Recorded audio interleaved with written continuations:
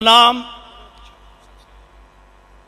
शाहिद सलीम है और मैं बाइबल मुक़द्दस का स्टूडेंट हूँ।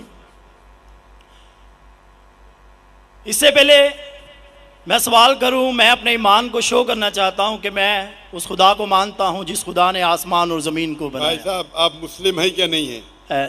सर क्रिश्चियन हूँ मैं। हाँ तो बोलिए ना क्रिश्चियन है, फिर आप सवाल पूछिए ना, क्योंकि अगर आप मुस्लिम है तो मैं सर यहाँ पे आपको 7-8 लोग क्रिश्चियन हैं जो सवाल करना चाहते हैं, मेरे पीछे खड़े हैं। हाँ, एक के बाद एक को मौका मिलेगा। Okay, thank you sir, wonder of thanks sir. Sir मैं उस खुदा को मानता हूँ जिसने आसमान और ज़मीन को बनाया। सर प्लीज,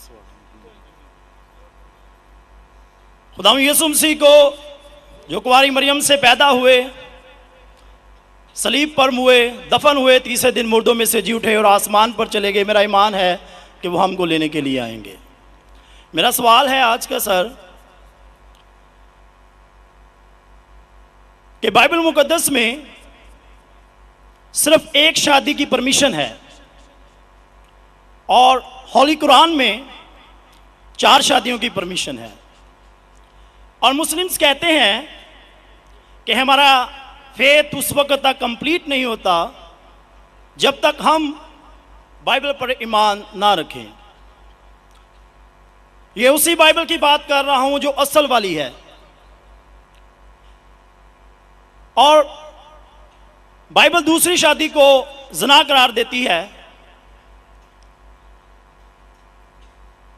होली कुरान में 70 हुरों का जिक्र है। मेरा पहला सवाल यह है कि उन 70 हुरों का आसमान पर क्या पर्पज़ है जो हमारे भाइयों को मिलेंगी, और सेकंड सवाल यह है कि क्या आप फिर भी ईमान रखते हैं? एक सवाल, आप शायद उर्दू जानते नहीं, एक सवाल क्या एक सवाल सर एक ही सवाल है, सारा एक ही सवाल है सर, शॉर्ट हो गया लेकिन एक ही सवाल है। एक सवाल में 2-3 सवाल पूछ चुके हैं, तो क्या सर मेरा सवाल ये है भाई साहब आपका सवाल मुकम्मल हो गया, आप डॉक्टर साहब का जवाब समाप्त फरमाइए। जवाब सुनिए, सवाल समझ गया मैं आपका सवाल दोहराऊंगा। आपने कहा कि मुसलमान का ईमान है कि वो बाइबल में मानते हैं, ये बिल्कुल गलत है। कुरान मजीद में कहाँ लिखा है कि बाइबल को मानना चाहिए?